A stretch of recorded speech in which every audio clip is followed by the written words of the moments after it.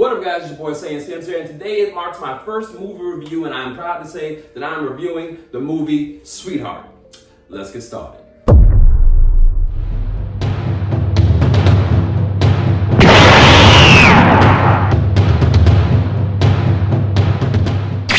So this half is going to be my non-spoiler half. I hate spoiling movies for anybody, and especially in my reviews or reactions or things like that. So this is a fair warning. This half contains no spoilers, but I definitely will warn you guys before I start talking about anything. I love this movie. One, the main actress is Kirstie Clemens. She plays a wonderful job of a survivalist and one of the most intuitive and intelligent and adaptable main characters I've seen in a horror movie in a very long time. This is not going to be your same generic horror movie of like, oh, I'm lost and I don't know what to do. Homegirl hits the track running like a nosebleed. The movie also is directed by J.D. Dillard, another brother, shout out to him, and for creating this film, and his ideas were wonderful. There was so many shots in this film that were beautifully done from beginning to the end, and it really captured the suspense of the film, and it wasn't as predictable as you expected it to be. It was a very movie that you had to literally, almost like you were learning as the main character was, but it definitely has more of a survival horror movie than just a generic monster chasing you. I also want to say that the creature in the film is played by Andrew Crawford. One of the things I loved about this film is not just because the monster was just CGI, but they actually took the classic thing of having a person in a monster suit. And Andrew Crawford is known for playing two roles, both in Alien and in Aquaman, so he knew his stuff about this particular creature. So now, we're about to get into the spoiler half. I'm gonna give you guys about 8 to 10 seconds to hurry up and get away from this video if you don't wanna watch it and see any spoilers. If you do wanna see the spoilers and hear my review, keep watching, I'll be right here.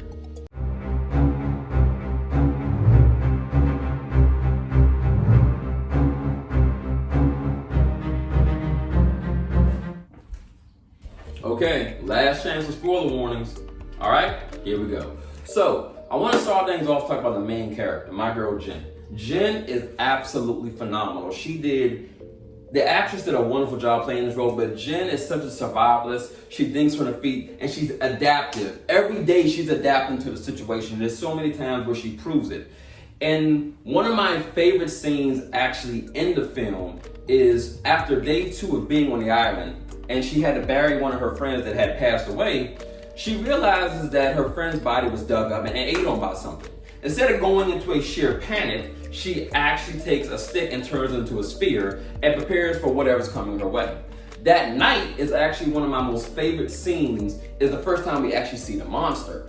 And when she actually hears a plane fly by, and understand that she notices that the plane is flying pretty low, she shoots a flare up in the sky. As we know, the plane didn't see shit.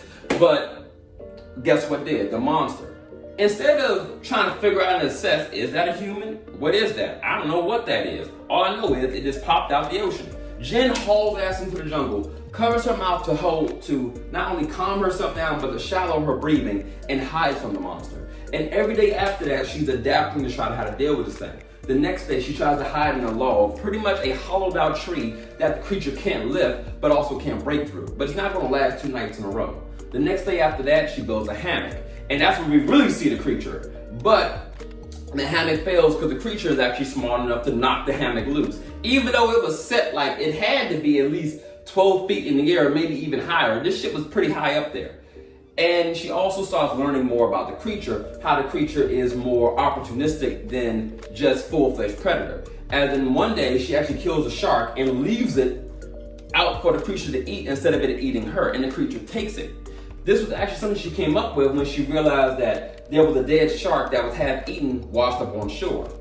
When one of her friends, who is half eaten and missing half his body, washes up, she uses his dead body as bait to assure not to be eaten. And that's how Jen survived 5 days with this creature. Speaking of the creature, let me talk about him real quick. So, I love a good horror creature, and I love when a horror creature is done correctly. And this monstrosity was done absolutely correctly. When I first saw the creature, I thought it was a creature from the Black Lagoon.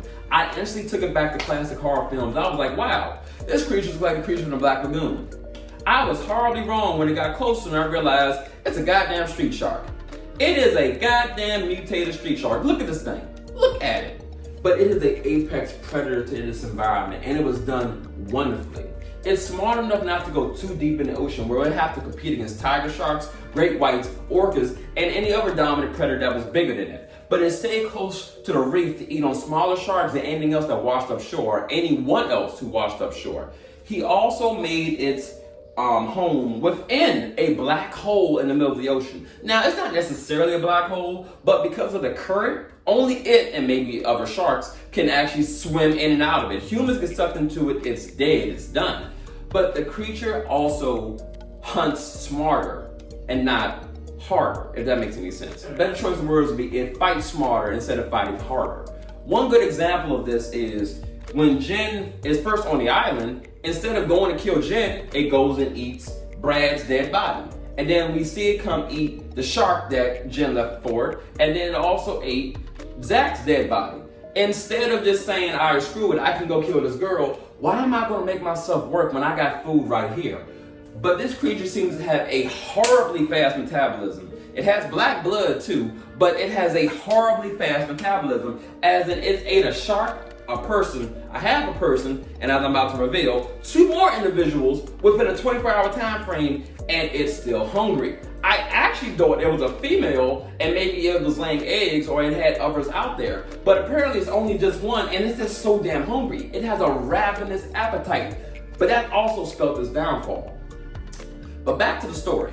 So to continue off where we left off, I want to talk about possibly the most important scene in the entire film. This scene actually was something that I don't think Jen was really expecting, but it's something she had to process. So there's a moment where she finds out that her boyfriend and Brad's girlfriend Mia are actually alive. They actually make their way to a shore in a raft. She wants to use the raft with these two to escape the island. They don't want to go because they've been on the raft for the last 5 days, and they figure somebody will eventually show up. She's trying her best to explain to them that there's a monster, right? Long story short, they have a falling out. You find out that these two actually were the two that killed Zach. Remember Zach, whose body washed up on shore? Well, these two actually killed him after seemingly an argument broke out on board the raft, where I guess they had a disagreement in directions. I also want to point out that this raft could fit 6 people, so I don't understand what the real beef was.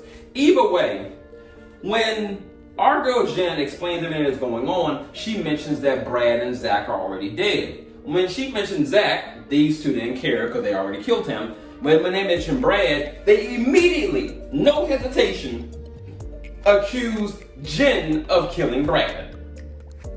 They also become Jen's boyfriend and Mia get very buddy-buddy and kind of entangled, in my personal opinion, which this left Jen feeling like, okay, I have no allies, so I gotta be like a fucking CBS special and survive. So she tries to go for the boat. She fails, gets captured, gets knocked unconscious, and gets tied to a tree. And what becomes the next dumbest scene in the entire film is when Jen's boyfriend decides to go on a fucking tangent about their relationship. Now, why to me this is such a great scene and why it's an important scene to the movie itself is what he says and how Jen reacts to it overall. Jen stays calm the entire time. I have to give Jen her accolades. She doesn't spaz. She doesn't argue with him. She sits there and takes all this verbal abuse and remains calm the entire way through. In fact, the verbal abuse is how the title of the movie came to be, because he kept referring to her as SweetHeart over referring to her as her actual name, is why the movie's called SweetHeart to begin with. So, in the middle of all this, he's going on how she can't survive without him, how she needs him, blah, blah, blah. Even though she's been surviving on an island for 5 days by herself, he's just not letting this go. I don't know what this guy's problem is. So, this is the scene that pissed me off that I had to admit was actually kind of accurate. He then tells Jen, who would believe you if you were to escape? Who's gonna believe a girl like you? Now, you can take that in so many words, but let's be real. If an African-American girl, sorry, I meant no disrespect. If an African-American woman was to hop on a boat with 4 white people and all 4 white people go missing and turn up dead, they're going to accuse her. Anybody would get accused, honestly, but as you know, the justice system, Jen would have been fucked. Either she would have got about life in jail or the death penalty, especially if this happened in Florida. So, that begins the wheels turning and her processing, and what she now realizes, no matter how the situation ends, even when she gets off the island, she has to prove everything she's saying one way or another. And well, you know, her boyfriend and Mia gets eaten by the creature. I'm not gonna go into how that happens, y'all gotta see it yourselves. On to the final fight. So the climax of the film has 4 major parts I have to talk about that I absolutely thought was genius. It showed you Jin's ingenuity and her will to survive. Again, it shows her will to survive and her ability to retain information. The first thing that she does is actually, she needs more weapons. Her idea is if she has enough weapons scattered around, she can pick up and stab the creature. And what does she use? She actually uses the bones to the family that was killed by the creature years ago. And I find it to be poetic justice that she's about to attack and try to kill this creature with the bones of the same people that it killed. I thought that was genius. And then the next thing that Jin did was take it completely out of this element. Jin went all the way to the center of the island. I think she actually went to the grave site where this family actually buried their dead at. At that grave site, Jin had already set up a perimeter of dead grass, leaves, twigs, and this dried out plant life. Well, dead dried out plant life, if you will. And guess what? She lit it on fire. As soon as the creature stepped in the middle, she always had a campfire there and always had a match. She made sure she had that flame with her and set it on fire. Now her and the creature are now toe-to-toe in a ring of fire, right? The creature's out of its element. It's on land. It can't stay on land too long. It's being dried out by the fire. It can't inhale smoke. And Jin is picking up these bones and coming at him the best way she can with sprints and stabbing motions, hitting legs, arms, and lower body. Jin gets her ass kicked because the creature is still, well, 6'9" and probably 400 pounds and freakishly strong. But it's actually the creature's greatest weakness is its ravenous eating. And Jin had took advantage of that. There's a moment where the creature literally picks up Jin ready to bite into her. Instead of pinning her down and maybe crushing her skull or breaking her legs, he goes in for her midsection while picking her up. This moment, my girl Jin shanks this fool up. I'm talking about shanks him up in all what appears to be any vital areas. She doesn't know, but she's taking a chance of hitting all chest parts where lung, gills, and heart, stomach, liver, wherever it could be. Once Teresa jolts her, she gets up and hauls ass back to the beach in the most sprinting motion she can. Now granted, can the creature sprint? Definitely. Can it go for a long distance? Not so much. While also breathing in this smoke, breathing in this fire, being away from the water for too long, and now bleeding out, the creature dies of exhaustion because it can't fight anymore. Jin then does something that she retained the information from Lucas, her bum-ass boyfriend, and Mia, Brad's girlfriend. Mia had suggested that they set such a big enough fire that anybody flying around or driving a boat by or sailing by would see the island and see that something's up.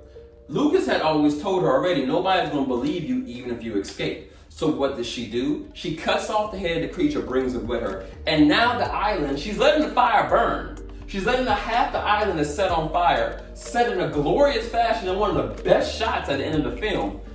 And she begins to head west. Well, she goes back to the raft with the intentions of heading west. She always noted that not only were the planes heading west, but that's where they originally sailed from, or where the boat crashed at. She figures that somebody, well, has to come that way. By all these standards, anybody flying over now or anybody in the ocean would see this humongous cloud of smoke and fire and go to the direction that it is. And matter of fact, she's in a bright orange tent-like raft that's still floating apparently. Somebody would have to pick her up. And when they do, they're going to ask questions, but she has the proof in hand with the head of the creature. I loved this movie.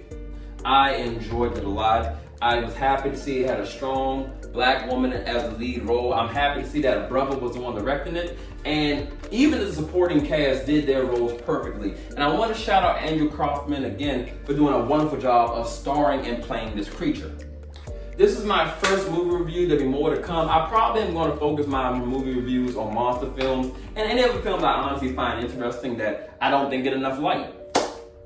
That's all I got for you guys today. Sims out. Enjoy your day.